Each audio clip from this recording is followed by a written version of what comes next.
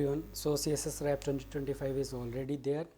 So there are 22 CSS features and UI concepts that they have categorized into 3 different sections, and they have summarized it as a part of 2025 CSS Wrapped. So we'll spend there are 3 different parts: customizable component, next gen interaction, and optimized ergonomics.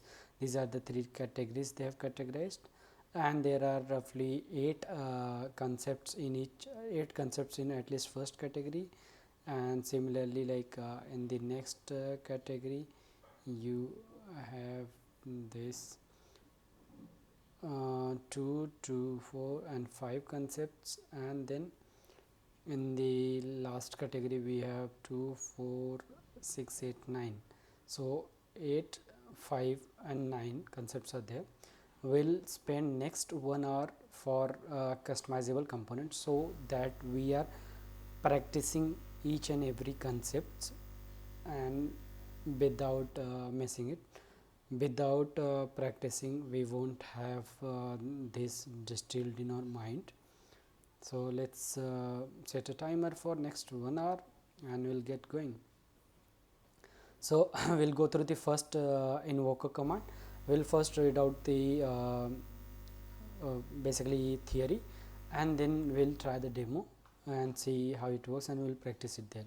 So it shows a dialog modally and more without a JavaScript. There is a demo, this one, and availability is Chrome, Edge and Mozilla has the limited availability because it does not work with the Safari 8. To open a dialog modally by clicking a button, you typically need a on-click handler. So on button we need to have on-click handler that calls the show model method on the dialog. So we need to reference the dialog and we need to call a show model. So if you see this document.query selector, my dialog is referenced and show model is called, and there is a id my dialog this, right? With invoker command available from Chrome 135, buttons can now perform actions on other element declaratively without any need of the JavaScript. So for example, if you have a dialog this with the id of this, you can set out a button and you can say command for my dialog and command is show model. So the command for attribute takes an id similar to the for attribute, while command accepts values in built-in values, enabling a more portable and intuitive approach.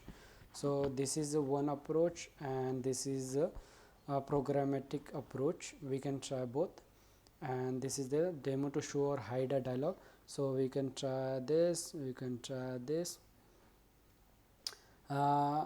This with invoker commands for browser without support, a polyfill is loaded. Currently it is possible to send a command to popovers and dialog element. We can send commands to them with more type of elements possibly coming in future. The commands to send an elements are mirrored after their JavaScript counterpart. So for show popover, you'll have el.show popover, hide popover, you'll have el.hide popover, toggle popover. So show, hide or toggle. Similarly show model or close model, you can do this, and similar to command. So there is a command and then there is a basically function counterpart. It is also possible to set up a custom commands to send two elements. We can send custom commands to them. These custom commands are prefixed by 2 hashes and are handled by toggle event. So for example, if we say we have this button and here we say command for some button, let's say some element, and command is hyphen hyphen set up custom commands to send.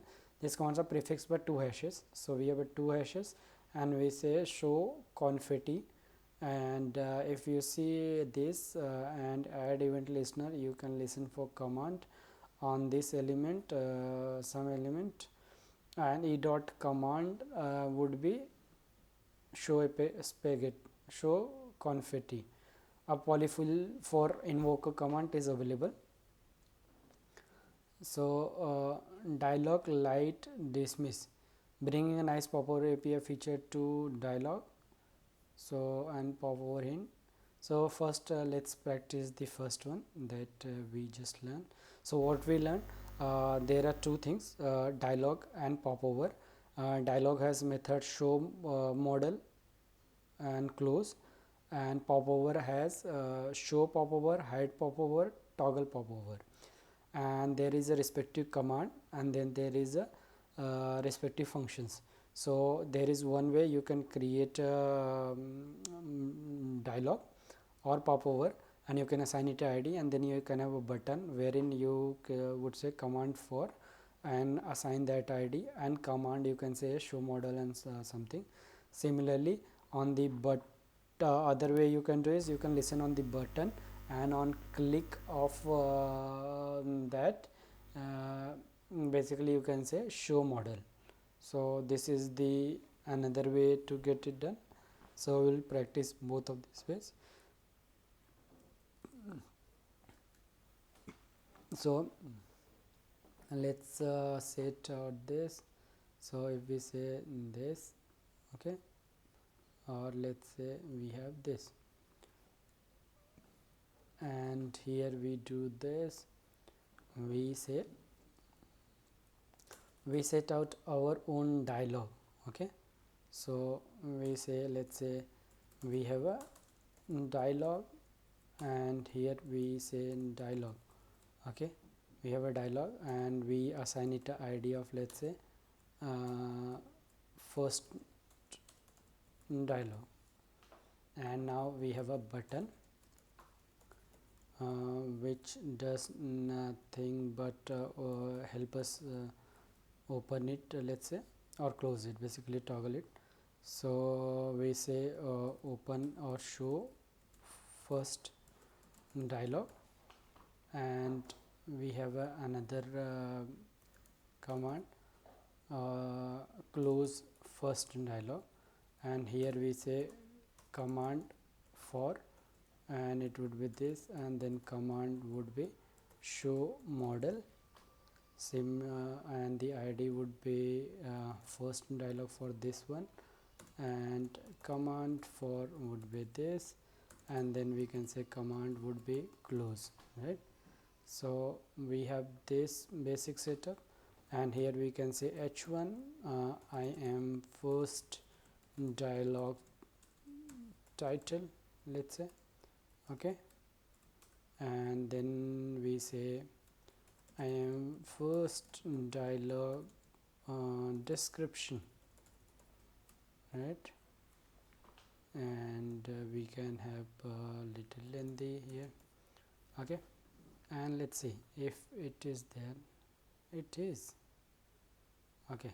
So there are different buttons. When we say this, then there is a h1, there is a description, quite nice. When we click outside, we are not able to close this. Interesting. Rather, we should have this here, right? We say this, and if we do anything like this, and we do this, oh nice, we can explicitly specify this, right? Similarly, like if we see their example, this is this, I am dialog, and then there is a button, command for my dialog, and command is close and show model. So I guess it's similar to what we have written. Similarly, for popover, we'll try our own way, and then we'll copy it. So we have, let's say, this, wherein we say first pop over. Okay, so we have a popover, we don't know what to do this. I am first pop over, okay, and here we say p, I am first pop over description, and if we do this and p tag, right? So this is a popover, and we can say button, and there would be toggle popover, and this is the button for it. So with this we can toggle, and command for would be this popover, and command would be to toggle pop over. Okay, so let's see. There's something interesting with popover which we missed. Let's try that. So here there is, okay, we need to assign this pop over. Let's see if this works. I am first popover, I am first popover description. Interesting, right? So you just give it a popover, and here you can do this. You can say hide. So you can say type button, command for my popover, and command would be hide popover. Similarly toggle popover, and you're done. Interesting. So we learned it quickly, right? HTML, CSS, we can look into this separately, but this is the basic functionality. So let's leave this. So that was the first concept. We learned how to use dialog and how to use popover. Let's see how we can like what is in Dialog Light Dismiss. Bringing a nice popover API feature to dialog. Okay, so dialog closed by, this feature is again, I guess dialog is not yet supported by Safari and is supported by other browsers. One of the nice feature introduced by Popover API is the light dismiss behavior of popover. Okay, this lets user close a popover by clicking outside a popover. That's interesting. Right now you can open it from the button and you can close it with the button, right? But you don't have a behavior of background click. So outside of the popover on the backdrop or by pressing the escape key. From Chrome 134, this light dismiss behavior is also available on dialog through the new closed by attribute which controls the behavior. So if you have a dialog, you can say closed by none, no user triggered closing of dialog at all. This is the default behavior. Second is dialog closed by closure request. Pressing escape or other close trigger closes the dialog. Close. And other is dialog closed by any. Clicking outside the dialog or pressing escape closes the dialog, similar to popover auto behavior. Popover auto we have not seen, I guess we missed it in the last one, so let's try this one. So if you are here and if you say popover, and here popover is there, and if you click this, I guess auto behavior is by default. Okay, interesting. So we should be able to dismiss it with a here, close by this, close by any. Okay, so let's try this.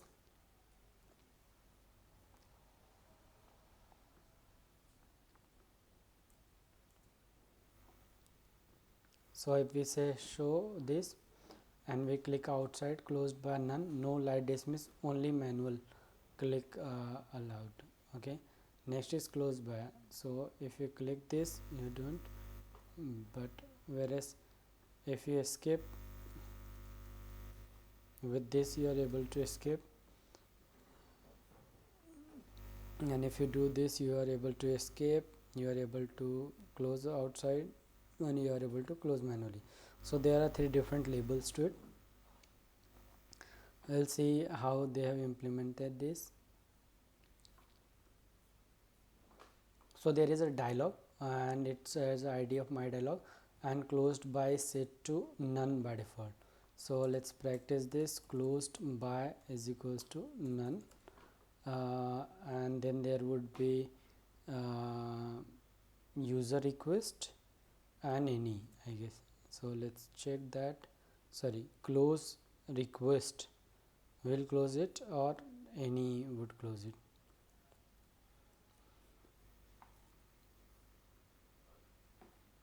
And dialog light dismiss with the code close by, and if you see, this is the info, and then there is a horizontal line light dismiss behavior, and then there is a form which has a label, and this label exists till here, and then we have another label which exists till here, and then we have another label which exists till here, right?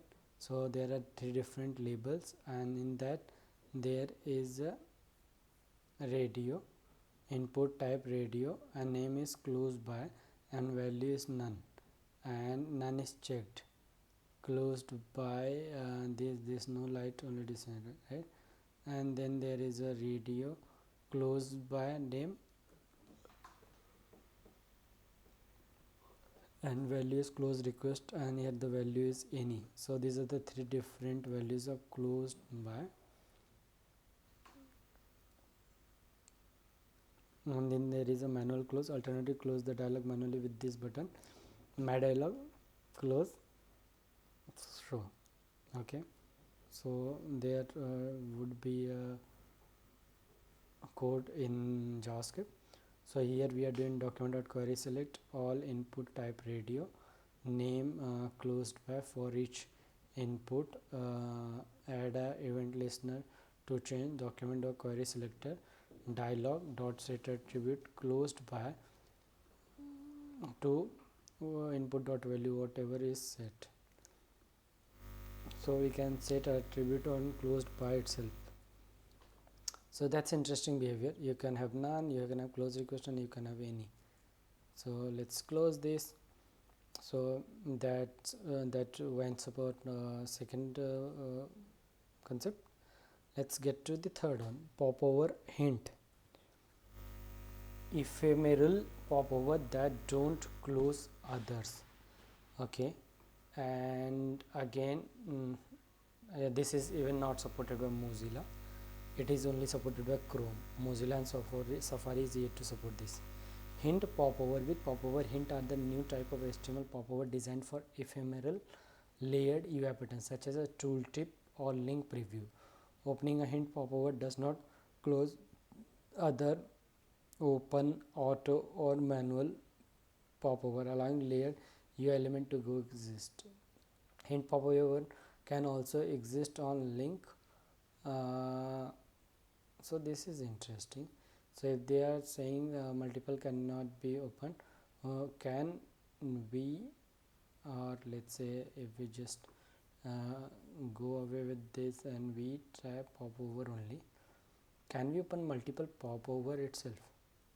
So let's say this is a popover and we do my popover 1, okay, and this is my popover 1, and this is my popover 1. So if I do this, interesting.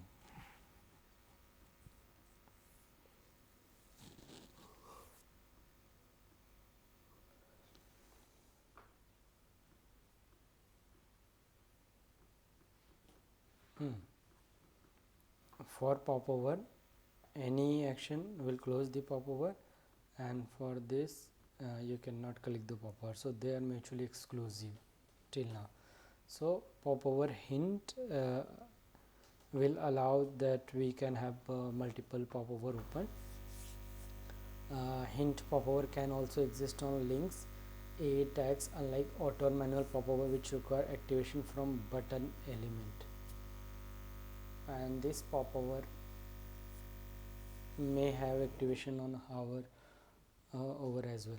Set this up like any other popover. So you have a div and you call popover, and you set its type as hint, product callout information here, and button is interest for, not command for. It's interest for callout 1. So using Popover Hint combined with interest invoker. So there is an invoker commands and interest invokers. Interest for attribute make it much easier to build layered UI element like tooltip, hover cards, or preview declaratively in a HTML and CSS without a complex JavaScript workaround. This pairing allows for dual purpose interaction pattern. For example, hover to preview, click to navigate. A better management of multiple on-screen layers. So if we see this,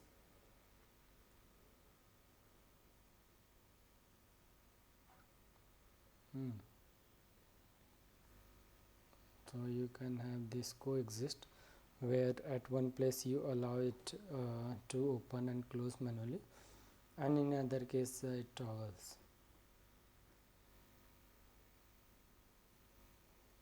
Interesting. So let's try this one as well. So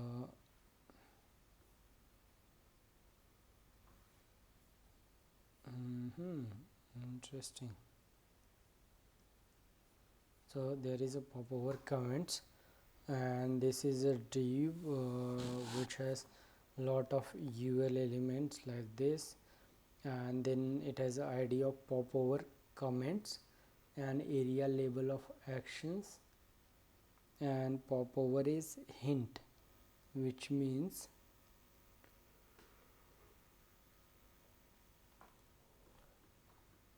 it can open itself without closing this, and position is anchor. So position anchor is comments, position area is top,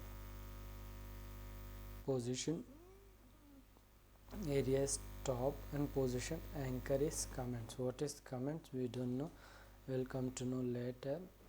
Next is popover component. So id action main code area label action popover, this is a popover. Style is position anchor, anchor menu more. Position area is bottom. Okay, it has a li with button, li with button, li with button, and now comes the real part, this piece. So we have an article which has a class of post labeled by article info. There is a class top, and there is a class meta, and then there is a profile pic, which is a profile pic without alt attribute or image size. Okay, and then we have info, something like info, article info, which has a profile name bloop, and post date, which is 2 days ago. So these are the two details, and if you click on this, so this is the info and this is the image. So info and image goes into one meta. If you see this, and then we have action bar top, which has a button, area label actions, class mode, popover target. This button anchor popover target is action menu more. What is action menu more? Action menu more is there. So popover target is action menu more. Style is anchor name is action menu more, and okay, action menu more, and a position anchor is comments, or position anchor is that. So if you see here, there is a class more. Okay, so then there is a main post which has a figure, and it has a fig caption, which is like post body and this, and then there is a image and figure closes.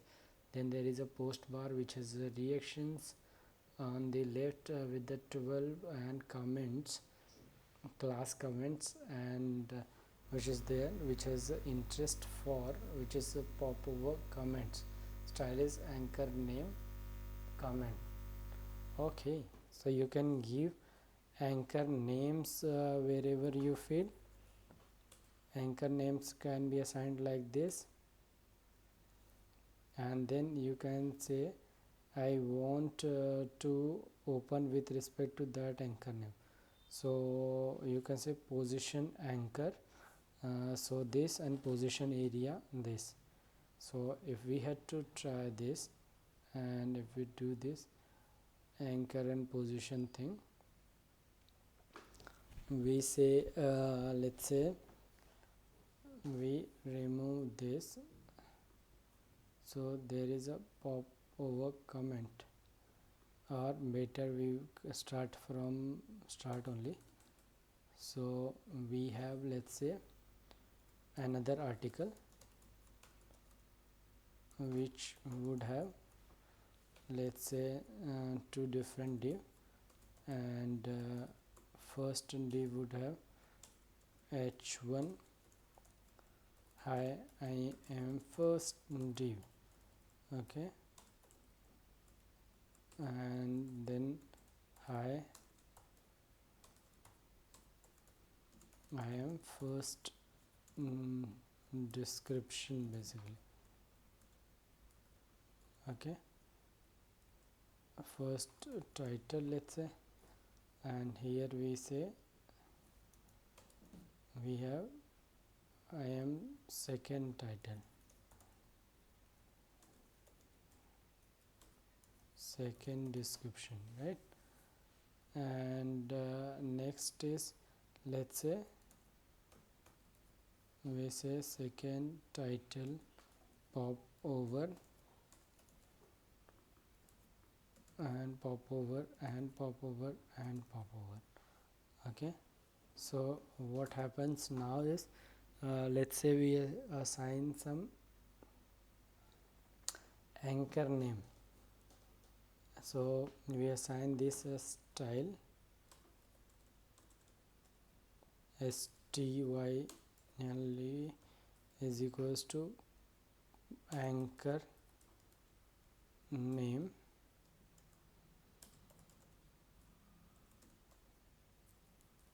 second menu trigger, okay, and let's say we have HR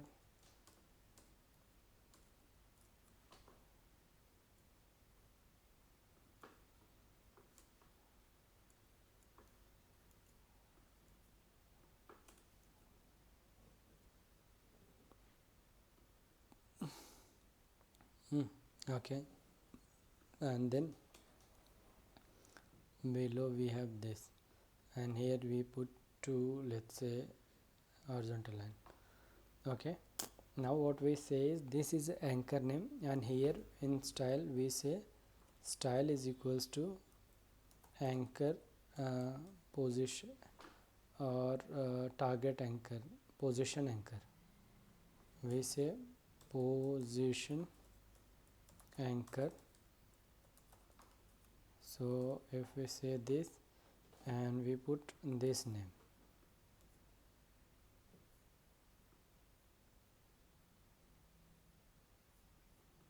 position anchor, and that is a popover. So position anchor this, and this is a popover.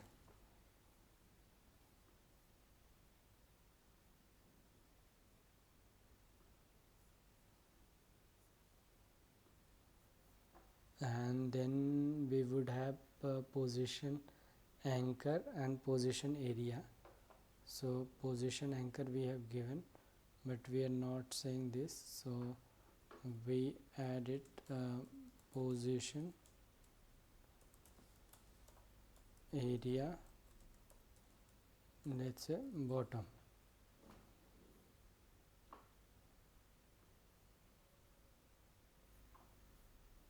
So we see this popover position anchor, this position area bottom, and let's say we put this list position in position area and this. So if you do this,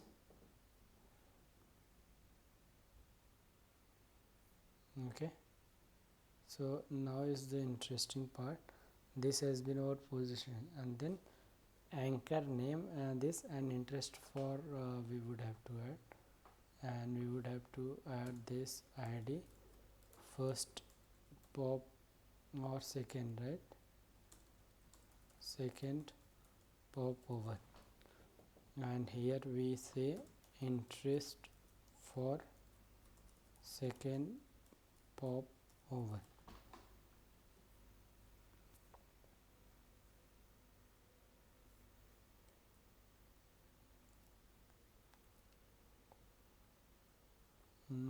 Interesting. And we would have id, right? id second popover, and then you would say interest for second popover. So interest for, and here if you see a interest for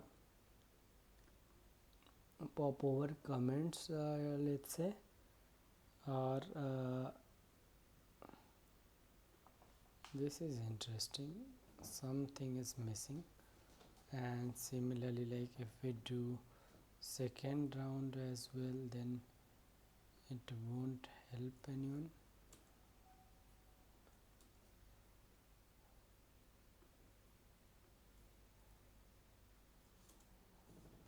So this is example we are trying, wherein we have this, we have, what if we make this a,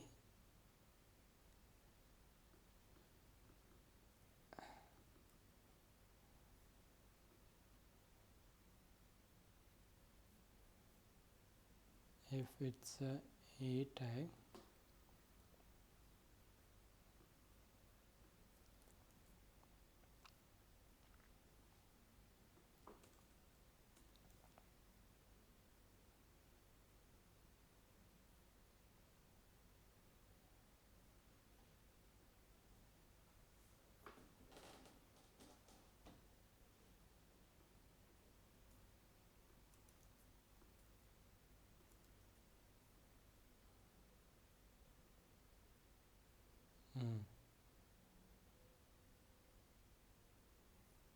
what is missing?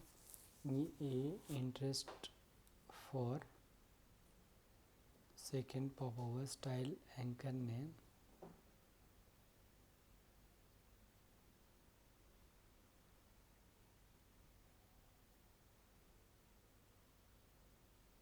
okay.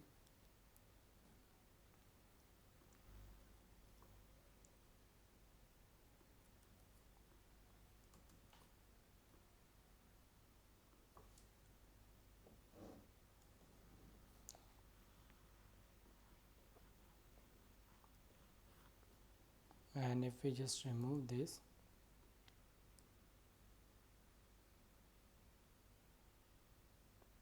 until it's a anchor tag, it's not happening.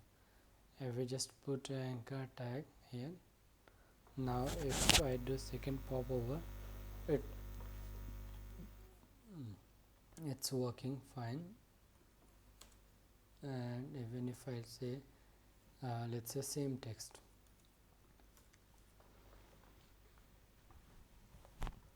so we can say and it's bottom we have said, if we do top, right? So this is the pattern. You do create popover at one place, which would be this in this case, and this popover you would have position anchor and position area where you want to position, and it would have id, and then there would be a button. um, on which it would be there added or somewhere else, and there would be anchor name assigned to this. So this is interesting. Let's move forward. So we have seen position hint, popover hint, so wherein you can use it as a hint, and you can have a popover open and closed. Let's move on to customizable select.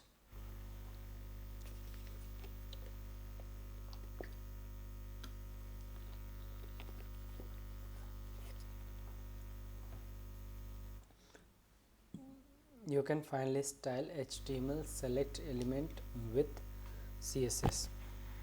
Okay, we'll try the demo, and first I'll close all the demo.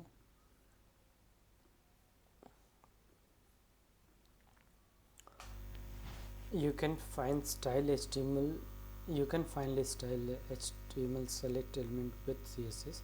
The time has finally arrived. So if you see, it has a Chrome support, it has Edge support, which is a Chromium based, and then it does not has a support for Mozilla or Safari.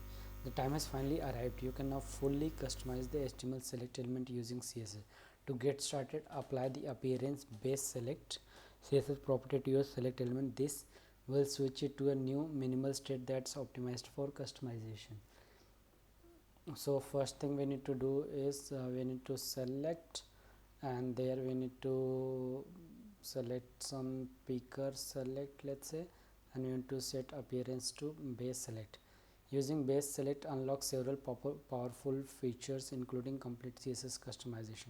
Every part of the select element, including the button, the drop down list, the options, can be styles with CSS. You can change colors, font, spacing, even add animations to create a unique look and feel that matches your site design.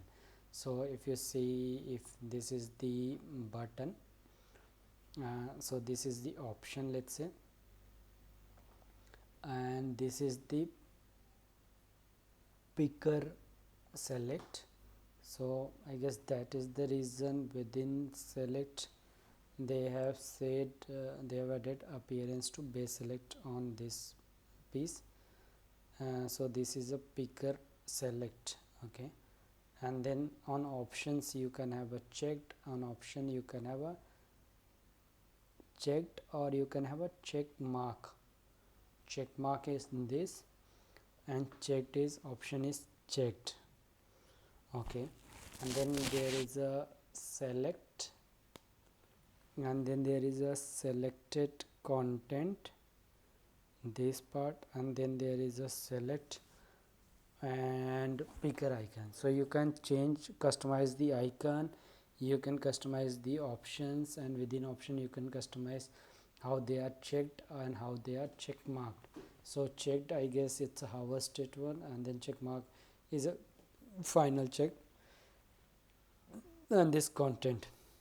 So overall you can basically play with everything, every part of it, and design it. The drop down list the options, so drop down will list the option which can be accessed through picker select is rendered in the top layer of the page.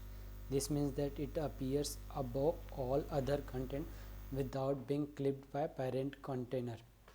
The browser will automatically handle positioning and flipping the drop-down based on the available space in the viewport. The new select also enables you to include and properly render HTML elements like image and span directly inside the option menu. This means you can do something as simple as adding flag icon next to a country picker, or something as complex as creating a profile selection where you can see an icon, name, email, and ID, as long as you are not including interactive element such as links, which are not allowed inside the customizable select. You can get a full control over creating visually rich drop down menus. So we are not allowed to create links in options. So you can see this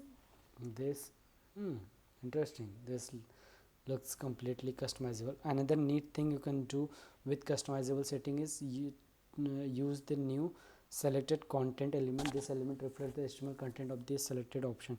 For complex select setting, display none on a specific element within selected content lets you show part of a option content in the select button, having just an icon to represent the selection. In a monster picker, you can hide the monster skills descriptions by setting.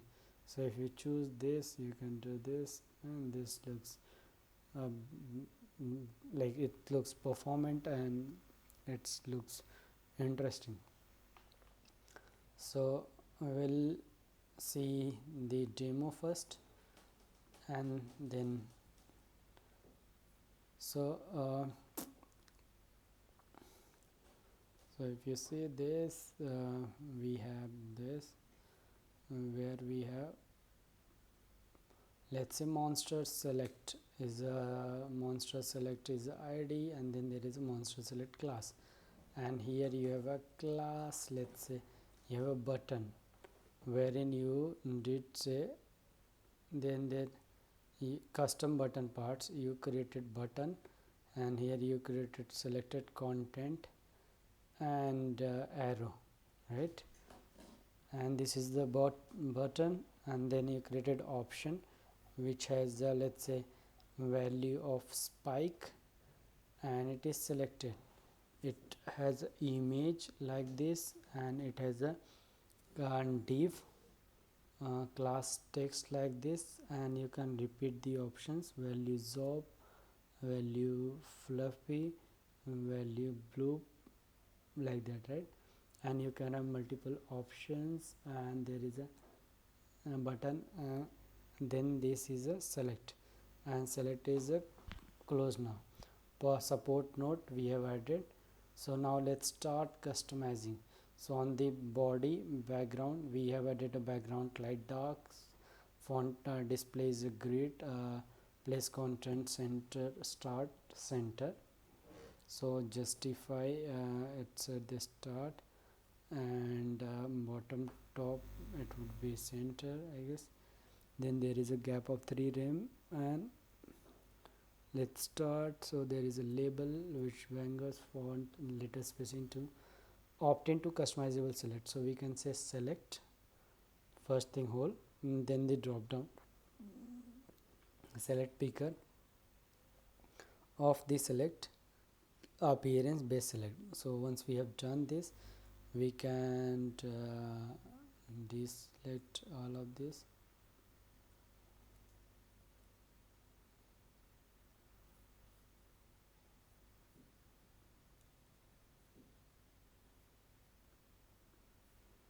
So if we say this, and if we do this, and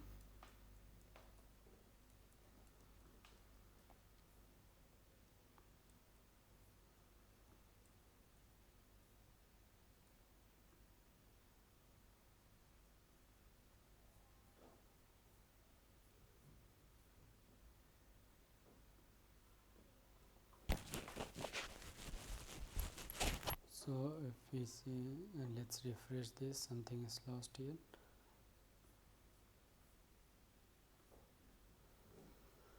So here we have done selected the select, and then we have selected the other part, which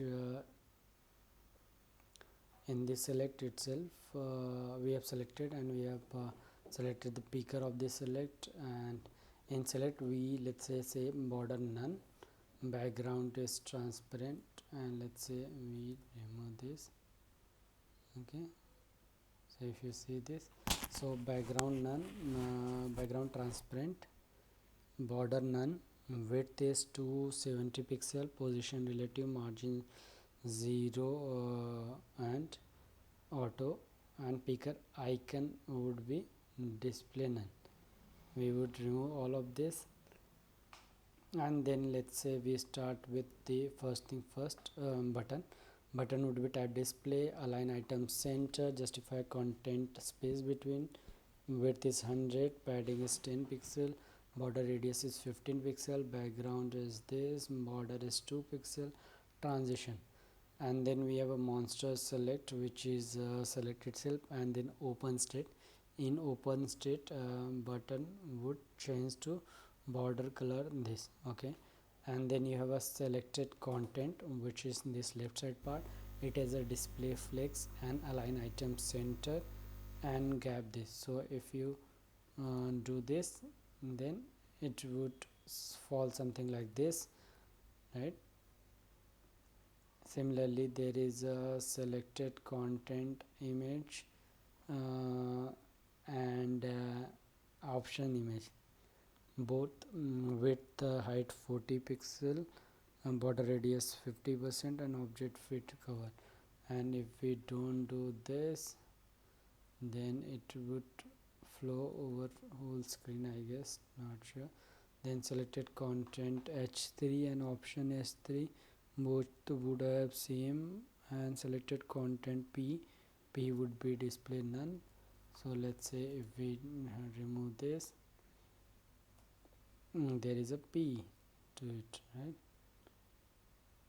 Arrow would be width 10 pixel, height 10 pixel, margin right, border left, border right, bottom, transform, rotate 45 degree. So if you see, there is a rotation and transition. So there is a transform. So when you do this,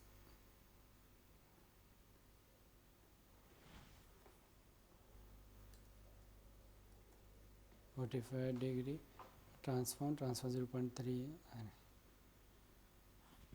Okay, monster select, and then pika select, width, margin, and then within option we can say this check mark,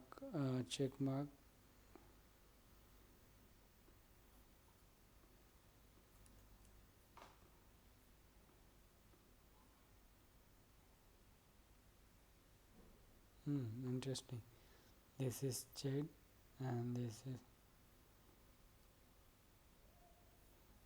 so you can have a check mark condition, and in options you can hover and root. So this is interesting. They have allowed complete customizable select. Next, we'll cover scroll marker button. Carousel scroll affordances with native CSS pseudo-elements. This is creating carousels and other scrolling experiences. CSS became much easier with the introduction of two new pseudo-elements, scroll button and scroll marker. These features let you create native, accessible, performant carousel with just a few lines of CSS. No JavaScript required. A carousel is essentially a scrollable area with added UI affordances for navigation, buttons to scroll back and forth, and markers to indicate the current position and allow direct navigation to a specific item. Currently, it's not yet supported in any of the browser, Chrome, Safari, Mozilla, or Edge, right? So something like this, and this. So the scroll button pseudo elements create a browser provided stateful interactive scroll buttons. These buttons are pseudo element create scroll buttons. These buttons are generated on scroll containers and can be styled as if they behave like regular button elements, are focusable and automatic design. Scrolling is no longer possible in geodashing. You can create a button for any scroll direction, left, right, up, down, as well as logical direction like block, start, inline, end. With the scroll button, when the scroll button is activated, it scrolls the container by approximately 85% of its visible area. So there is a carousel and scroll button, carousel scroll button, and left, right, and in left, right we can have content, scroll left, scroll right, right? So this is a scroll marker. So there's two concepts, scroll button and scroll marker. Button is not supported, and scroll marker has a support in Chrome and Edge but does not have support in Mozilla and Safari. The scroll marker, we talked about scroll button. Scroll marker pseudo element represent a marker for element within a scroll container. These markers are grouped in scroll marker group and behave like anchor links, letting users jump directly to specific item in the scroller. This is useful for creating a dot navigation for a carousel or table of content for a long document. Like scroll button, scroll marker are fully stylable with CSS. You can use images, text, and even counters to create a variety of marker style. Additionally, the target current pseudo class styles the active current marker that aligns with the currently scrolled to item. So there is a carousel which is scroll marker group. A scroll marker group, let's say after, then the carousel li scroll marker, which would have a content, width, height, border, and border is a carousel li scroll marker. There is a scroll marker, and then there is scroll marker group, and then there is a scroll marker target current.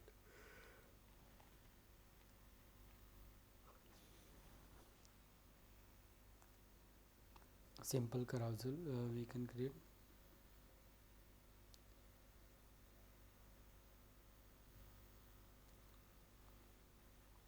Here is a more complex carousel that makes use of anchor position and scroll state queries.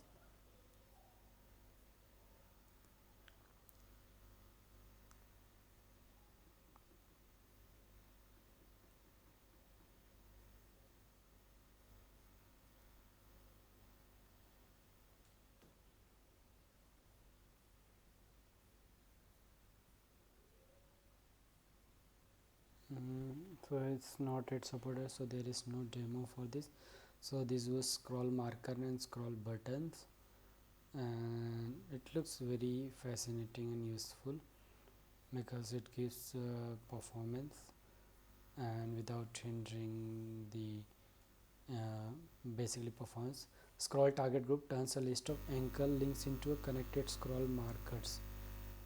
In addition to scroll button and scroll marker pseudo-element, the CSS carousels include another neat feature, scroll target group. This designates an element as a container for a group of navigation item like a table of content. Use this to transform a manually curated list of anchor links into a scroll marker, which can be used to navigate the page.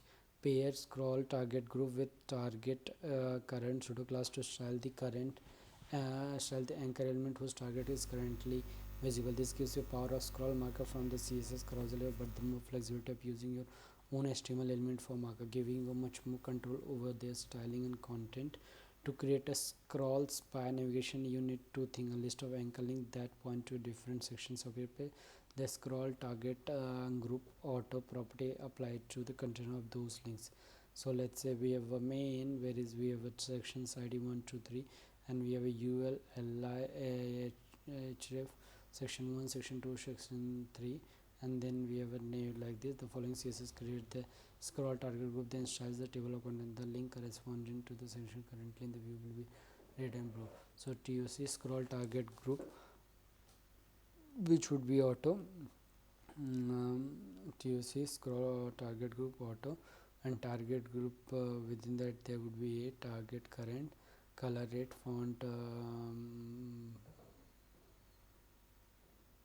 bold. So this is an interesting addition. We have seen lot of use cases of this. Next concepts that is there is anchored container queries. Style elements based on their anchor position. Okay, last year CSS Wrapped covered CSS anchor position, and exciting update that changes the way you can position element related to each other, and since that coverage became a part of intro of 2025 and browser support expanded. However, while CSS could move an element to a fallback position, it had no way of knowing which fallback was chosen.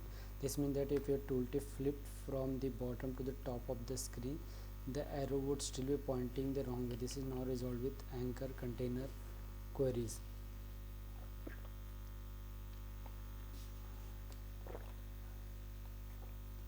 Anchor queries can be created with two steps. First, apply container type anchored to the position element like the tooltip. So container type anchored, this enables element to be aware of its anchor position fallback. Okay, next use the anchored fallback function within a container block to style any child of your positioned element based on the active fallback value.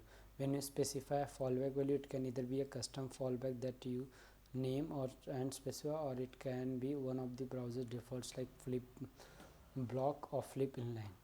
Here's a quick demo of how you can use anchored container queries to automatically flip a tooltip arrow when its position changes. So the element or tooltip is anchor to anchor. There is anchor name, let's say my anchor. Tooltip is there, which is a position fixed position anchor with respect to my anchor. Position area bottom, position try fallback is flip block. Okay, and container type is anchor. Make it an anchored query container. Okay, add a default up arrow. Up arrow is content this, position this, and button this. Use the anchored query to check the fallback. So we have a container, and then we have container type anchored, and here anchored fallback flip block tooltip. Before that top fallback was used, so flip the arrow. So before would be flipped content down, button auto, and top more. So if we see example of this, so we have this anchor, and when it moves there, interesting, we can move based on the this is the tooltip. Changes, it would have before and after, and it would change its position because it's anchored. So anchored container queries is one of the thing. Next is interest invoker, declarative interest triggered UI with interest for.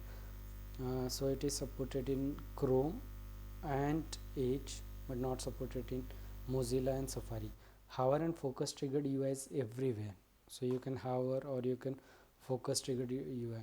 From tooltips to rich hover cart or page preview. While the pattern often works well for mouse users, it can be inaccessible to other modalities like touch screen. Touch screen can't have tooltip and other features like this. Additionally, developers have to manually implement the logic for each input type, leading to inconsistency. The new interest for attribute solves this by providing a native declarative way to style an element when a user show interest in it without fully activating it. It's invoked similarly to the command forwarding, but instead of a click interest for executing when a user shows interest in an element, such as hovering over it with the mouse or focusing it with the keyboard. When paired with the popover hint, it becomes incredibly easy to create layered UI element like tooltip hover card without any custom JavaScript.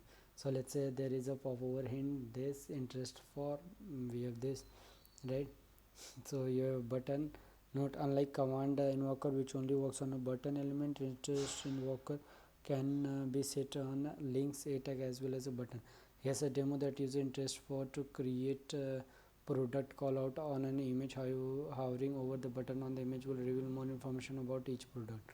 So you have this and you do this. Interesting. Next is interest delays. One additional new feature that landed with interest invoker is the ability to set interest delays.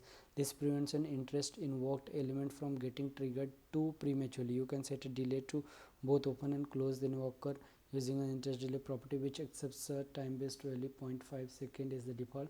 You can speed up by example doing this.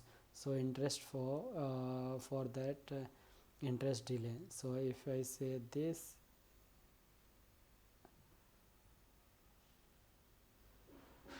so there could be a delay. So this was all in the customizable components. So we have covered invoker command, how we can invoke popover and dialog light dismiss, how we can use backdrop dismiss similar to popover in the dialog itself, and we discussed popover hint, how you can make sure that popover is open and along with other popover as well, how you can customize this select all together, all the elements of it, and how you can use carousel and style their buttons and markers, and you can create a group of marker, or how you can anchor a container create anchor container query, so that when your anchor flip the site, it has a fallback, your arrow changes as well. And then there is an interest invoker, because other devices like touch devices does not have a great support for clicks and all of this, for which there is already a ecosystem and the same is being used, and some of this is getting discarded in touchscreen and other devices. So to increase the scale of it, they have interest invokers, with which there would be interest generated and we can act on that interest, and we can even delay the action on the interest. So yeah, that was all in this video. Thank you.